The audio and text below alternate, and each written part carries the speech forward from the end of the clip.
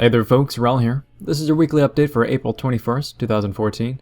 And due to the holiday this past weekend, only 2 videos made it out. But on Tuesday we released the first Killstreak Tuesday video, which got a pretty good response, so evidently you folks are digging that sort of thing, at least for now.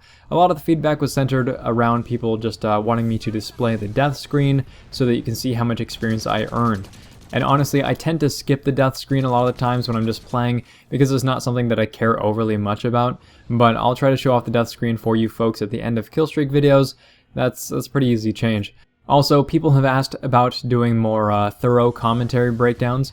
And the point of a Killstreak Tuesday video is to just give you something that doesn't take me a whole lot of time to produce, so that I can still focus on getting reviews and guides and whatnot out and still give you something worth watching. So I'll try to give you some breakdown-oriented commentary every now and again, but the introductory thing is much better for me, simply because it takes less time to do. I should also mention though that Moukass does great Killstreak videos with tips as well, and I do that sort of style every so often, but for him that's kind of his thing. So if you really like Killstreak videos with textual advice and sometimes commentary as well, go subscribe to youtube.com/Moukass1. On Sunday, we released a video regarding some thoughts on attacking and defending in PlanetSide 2, and it was basically 4 suggestions to help improve the overall game flow, make things a little bit more enjoyable for either side of the fence, players on defense, players on offense, because as I see it, there are some really unnecessary things still happening, like taking 2 capture points and waiting 10 to 15 minutes for a base to flip, all the while just sitting there spawn camping, or hopping to another fight on the other side of the map instead of falling back a hex and preparing for an incoming attack. And when you watch the video, you have to take all 4 points into consideration at the same time, because they can't stand alone. You can't just change one thing and that's it.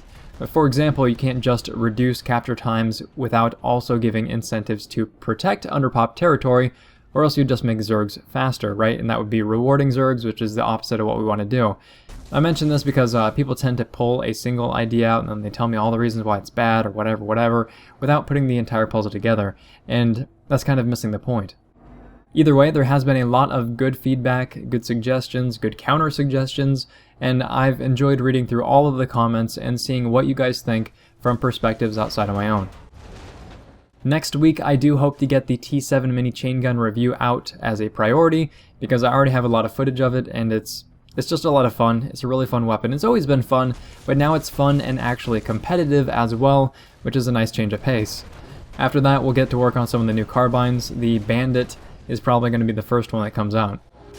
As a bit of a tangent here, I recently set up a G2A page, which is basically just a place where you can buy discounted games, and a portion of those profits would go to support the channel. So if you are interested in playing something outside of PlanetSide 2, there are plenty of games up there at the moment on a discount. Reaper Souls is there, Watch Dogs is there, Elder Scrolls Online is there, Titanfall is there, a discounted bundle for Warframe is there, just plenty of stuff. I won't talk about it a whole lot, as it's not something that I'm overly enthusiastic about. It really doesn't jive with my channel, to be completely honest. But I did want you to be aware of the resource if you're ever looking for discounts on games that you plan on picking up anyway. The link to that is in the description below. Outside of that, there was a handful of interesting things happening in the community right now that I wanted to touch on. Pirate Cat put out another post to his Squadside blog, which has some good advice for using smoke effectively. And I wanted to promote this specifically because smoke is something that I see used very little on Waterson, but I see it used a lot on Miller, at least for the short time that I was there screwing around.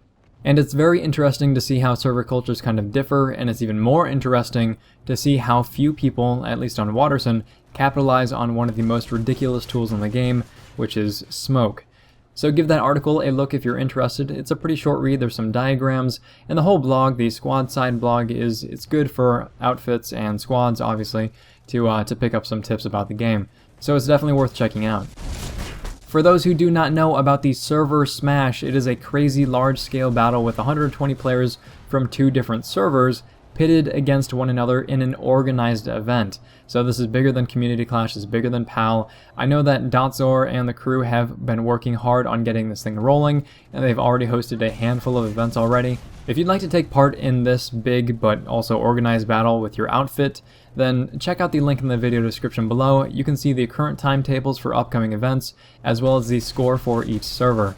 On top of that, the server smash is part of a bigger group called PS2 Pickups, where they pull in random players and have a more or less formal ops night, so far as I understand. So if you've ever been iffy about joining an outfit or running with a squad or platoon, then PS2 Pickups might be a good place for you to start.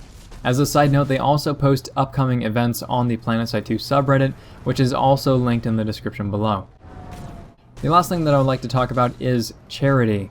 The Lost Lenore, who plays TR on Connery, also made a pretty nifty Chainblade, which she's auctioning off on eBay. She's trying to raise awareness for her mother's condition, which is multiple sclerosis, as well as raise some funds to support her. So the profits of selling that Chainblade are going directly to her fundraising campaign.